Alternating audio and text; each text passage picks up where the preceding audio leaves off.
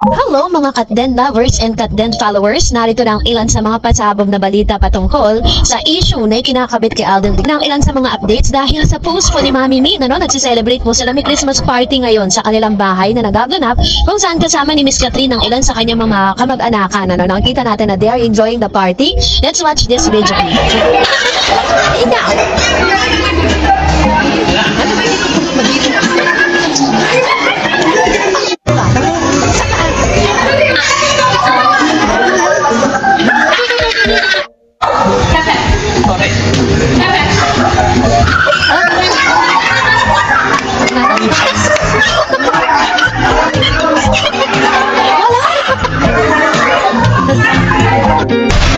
Dahil po sa magkakahiwalay na ganap ni Miss Catherine Bernardo and Alden Richards, marami po mga Katden fans and Katden lovers. So talagang namimiss na po yung araw-araw na paayuda ni Catherine at ni Alden Richards. Dahil po dito, dahil wala na tayo nakikitang mga magkasama sila, mga post na related sa kanila or what, diba? Pero ang dami po tuloy ngayon ang mga talagang gumagawa ng mga issue. Katulad po ng video na napapanood nyo ngayon, panoorin natin.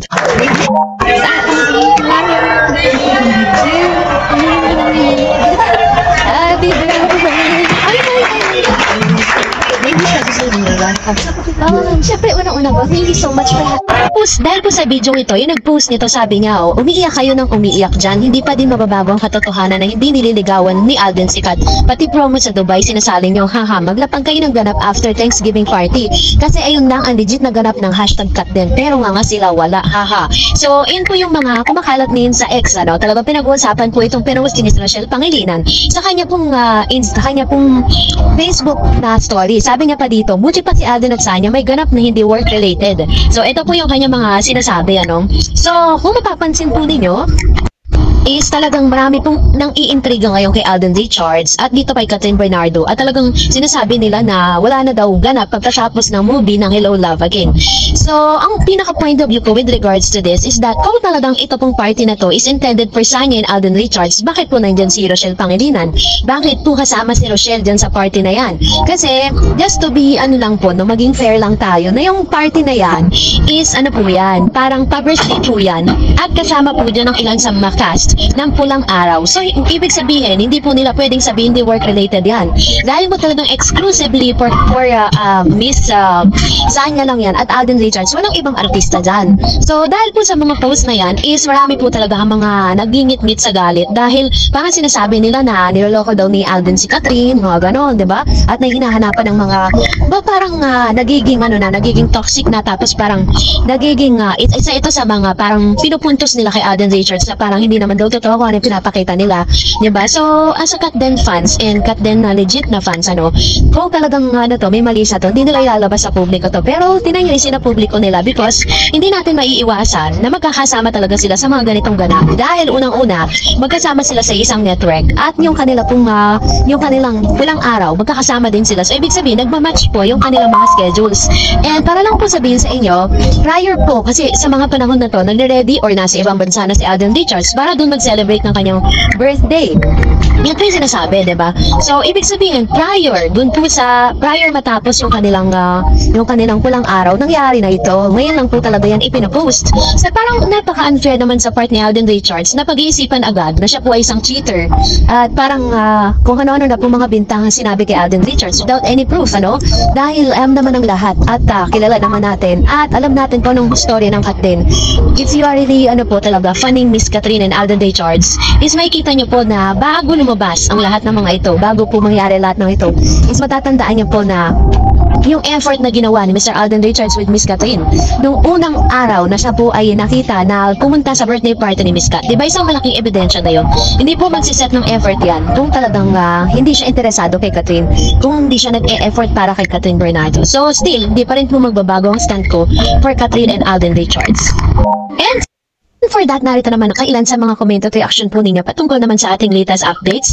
So, mababasa tayo ng ilan sa mga comments and reactions dun po sa in-update ko po kayo yesterday. So, unahin natin ang komento mula kay Miss Isabelita Katan. Sabi niya, baka po di sila magkatuluyan kasi laging nakapulupot si Sanya sa kanya. Like today, sa Christmas party, hindi na muli magtitiwala si Kat sa kanya. So, dito po nagsimula yun At nag-circulate po ang mga videos na ito sa X at talagang ang dami pong mga nagbabasyayan kay Alden na tila baga sila yung nasasaktan for Catherine Bernardo. Pero si Kat, iba parang, wala lang, parang, ano, naman yun eh.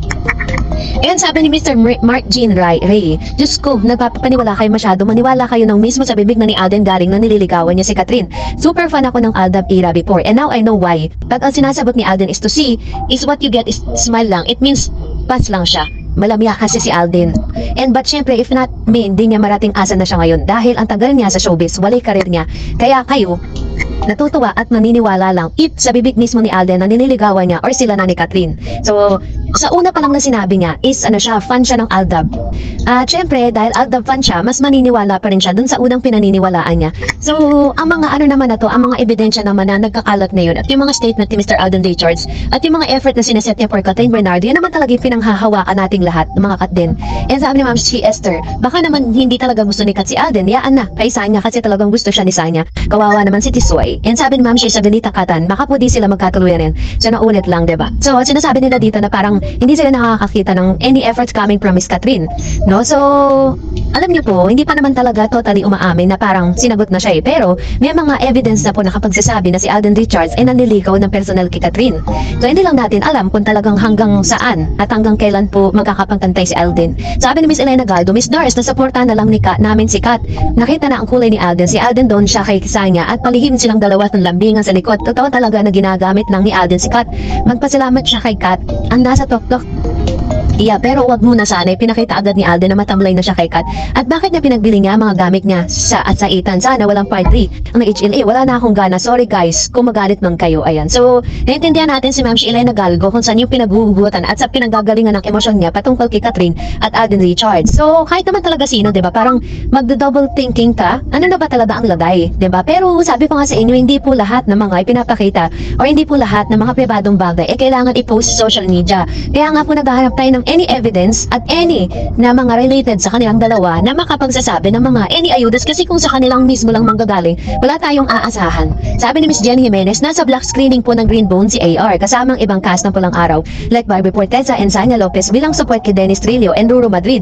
Nasa 24 oras po kanina. Ayan, so magkakasama po talaga sila. May video pa nga po na parang, di ba parang nagkandak po ng black screening si Mr. Alden Richards to support na itong dalawang aktor na ito. So, ganun po ka generous si Alden. And sabi ni Miss Josephine Cruz, wag na kayong haters, di type ni Tisoy si Sanya. Nagkataon lang na may teleserye sila. Sikat ang type ni Tisoy, period. Ayan, so ganun po siya.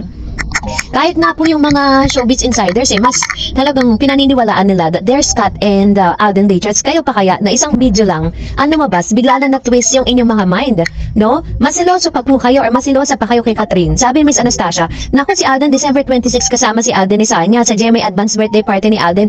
Nakapulupot na naman si Sanya na karing. And sabi ni Miss Meg, alam naman pumunta si Kat sa team ng Pulang Araw. OA mo naman, napahamak si Alden sa ginagawa niyo. Very true, diba? Ano inaasahan natin? Alam nga naman nandun si Catherine. Ano nga Pulang Araw, ang gagawin ni Catherine doon? Diba? Hindi naman siya part ng Pulang Araw. Epal siya doon, diba? Mag-gate crush siya doon. And sabi ni Ma'am si Ellen, di ko type si Sanya kung ako ang lalaki will not find the personality of Sanya. Ayoko nagpapakita ng motibo sa akin ng babae. Nawawalan ako ng gana. Iwasan ko na lang. So, ito naman yung kanyang komento with regards to this, which is ano naman to, no? Legit, diba? Parang, kapag kasi parang magpapakita ka ng motibo sa lalaki, parang hello, it's a big no-no para sa mga boys, diba? So, that's it for today. For more videos and updates, please don't forget to like and subscribe, and please don't forget to follow my Facebook page, Dar Eds TV. God bless everyone!